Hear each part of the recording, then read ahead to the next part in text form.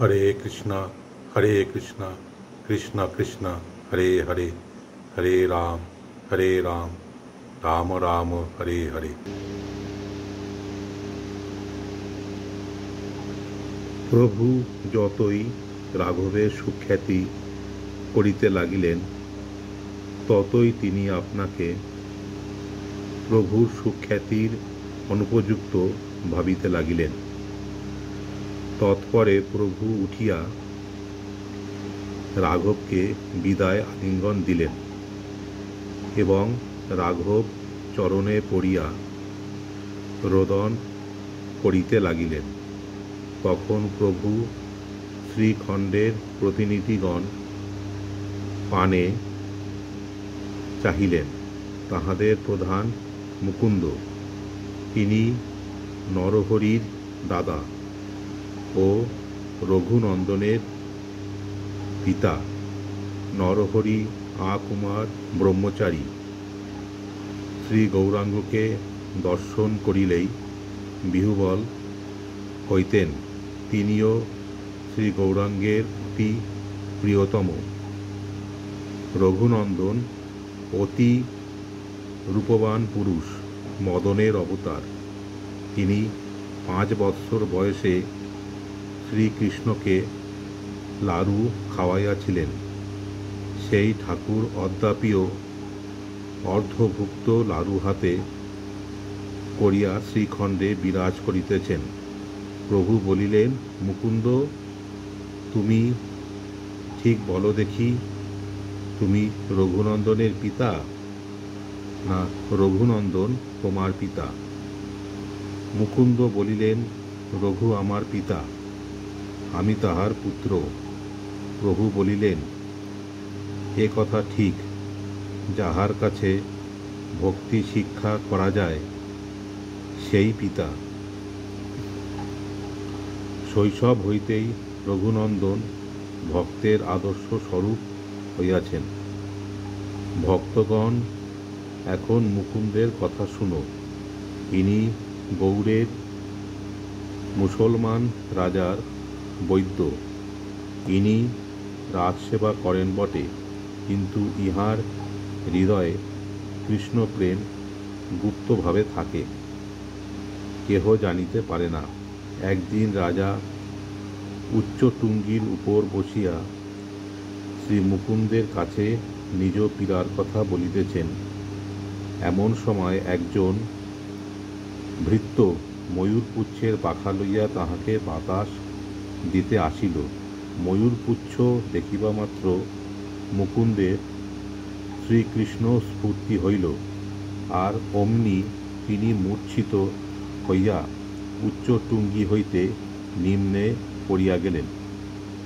রাজা ব্যস্ত হইয়া তাহাকে ধরিলেন এবং প্রাণ আছে দেখিয়া সুখী হইলেন।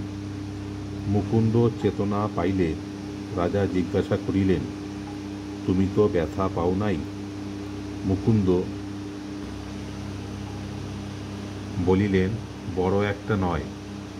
তখন রাজা জিজ্ঞাসা করিলেন, তুমি অচেতন হইলে কেন? মুকুন্দ বলিলেন যে তাহার মৃগী রোগ আছে।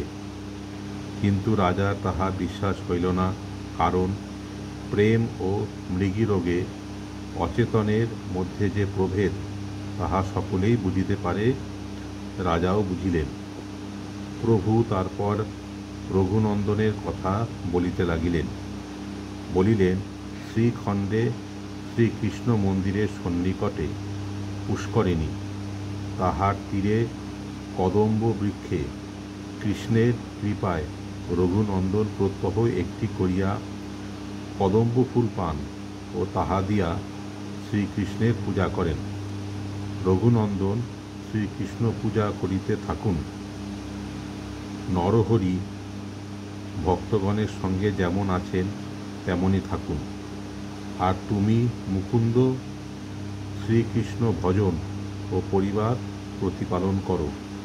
শ্রীখণ্ডের গোস্বামীগণ জাতিতে বৈদ্য, তবু তাহাদের পদ অতি বড়। নরহরি গৌপ্রেমী খণ্ডবাসীগণের সকল সম্পত্তির কারণ। নরহরি হইতেই আমরা শ্রী গৌরাঙ্গের পূর্বরাগের পথ পাইয়াছি। নরহরি ভজনীয় বস্তু গৌর বিষ্ণুপ্রিয়া। তিনি নিজ গৃহে গৌর বিষ্ণুপ্রিয়ার শ্রীমূর্তি স্থাপন করেন। নরহরি হইতে ত্রিলোচন দাসকে ও লোচনের চৈতন্য মঙ্গল পাইয়াছি। তাহা হইতেই শ্রীনিবাস আচার্য প্রভু ও নরোত্তম ঠাকুর মহাশয়। নরহরির বড় দুঃখ যে সাধারণ লোকে প্রভুকে চিনিল না। তাহার মনের স্বাদ প্রভুর লীলা বাঙ্গালায় লেখা হয় এবং উহা পড়িয়া সকলেই উদ্ধার হয়।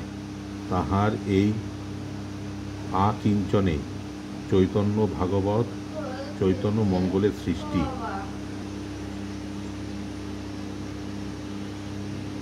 কিন্তু এই দুইখানি গ্রন্থে নরহরির স্বাদ মিটে নাই।